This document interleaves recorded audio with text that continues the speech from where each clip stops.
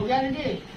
Integration का हिंदी क्या होता है? ये इंटीग्रेशन का क्या होता है? समाकलन। क्या होता है? समाकलन। समाकलन हो गया जी। तो कोई पूछेगा क्या समाकलन क्या है तो क्या बताइएगा जी? पता है किसी को? इंटीग्रेशन की फॉर्मूला दर्शाते हैं। समाकलन क्या है कोई बताइए विद्यार्थी? समाकलन देखिए तो इसमें क्या आ जाएगा? अवकलज के व्युत्क्रम को अवकलज के या डिफरेंशिएशन के व्युत्क्रम या प्रतिलोम, ठीक है, प्रतिलोम हो गया, या इनवर्स बोलते हैं, INVERS, इनवर्स को क्या बोलते हैं? इंटीग्रेशन। क्या कहते हैं जी? इंटीग्रेशन करते हैं, ठीक है, कहते हैं।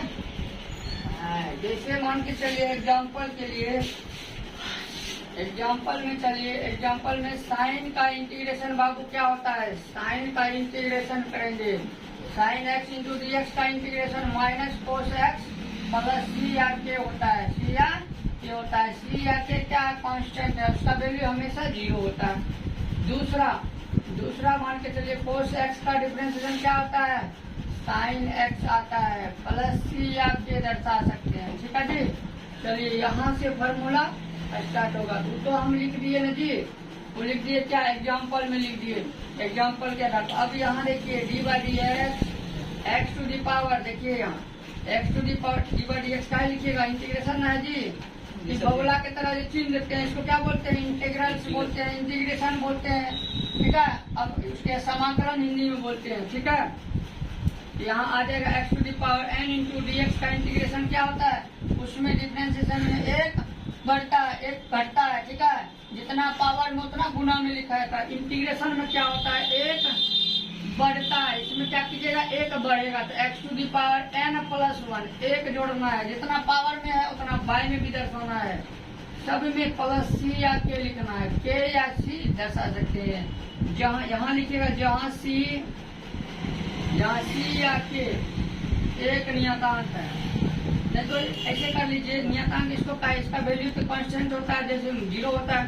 जैसे जहाँ n एक पूर्णांक संख्या, n एक पूर्णांक संख्या है, ठीक है, संख्या है। तो सबसे पहले ही ध्यान दीजिए n बराबर 1 2 3 4 डॉट डॉट डॉट अनंत, ठीक है। कोई भी वैल्यू प्लस में रहे माइनस में रहे वो क्या आ जाएगा आपका? वो आपका पूर्णांक संख्या होगा। तो याद रखिएगा इस स्टेप से।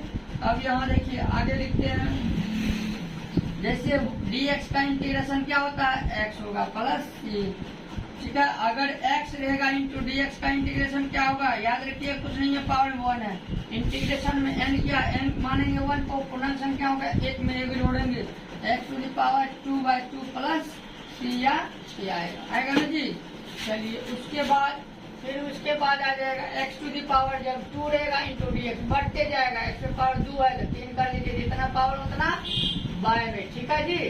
सी आपके दर्शा सकते हैं। अब उसके बाद x टू दी पावर जब 4 रहेगा इंटू डी एक्स रहेगा, अरे 4 है मान के चलिए आप क्या उतना लिखेंगे? डायरेक्ट लिख लेते हैं 5 बाय यहाँ 5 आ जाएगा, x टू दी पावर सी आपके दर्शा सकते हैं, ठीक है जी। उसके बाद चलिए डायरेक्ट हम लिखते हैं x के पावर अगर 50 रहेगा तो आप इंटीग्रेशन कैसे कीजिए? x टू दी पावर 50 1 51, जितना पावर उतना बाय में प्लस, ऐसे दर्शा सकते हैं, हो गया। फिर उसके बाद चलिए इंटीग्रेशन साइन एक्स का इंटीग्रेशन क्या होता है जी? कोस एक्स माइनस में होता है प्लस सी। अब कोस एक्स का इंटीग्रेशन क्या होता है जी? इसमें कोस का प्लस साइन होगा, क्या होगा? साइन एक्स प्लस सी लिखिएगा। फिर उसके बाद चलिए इसमें sec x into tan x का इंटीग्रेशन क्या होता है? उसका अपोजिट याद रखिएगा, डिफरेंशिएशन के व्युत्क्रम को इंटीग्रेशन कहते हैं। तो क्या दर्शाइएगा? इसमें आ जाएगा सेक एक्स प्लस सी आएगा। फिर उसके बाद चलिए फिर उसके बाद cosec x into cot x into d x बराबर माइनस, याद रखिएगा minus cosec x plus c आता है। फिर उसके बाद चलिए उसके बाद आता है क्या? Sec square x into d x का इंटीग्रेशन क्या होता है जी? Sec square x into d x का इंटीग्रेशन 10x प्लस सी आता है। फिर उसके बाद चलिए cosec square x into d x का इंटीग्रेशन क्या आता है बाबू? इसमें आता माइनस कोट एक्स प्लस 3। उसके बाद इनवर्स वाला इसके बाद बताएंगे।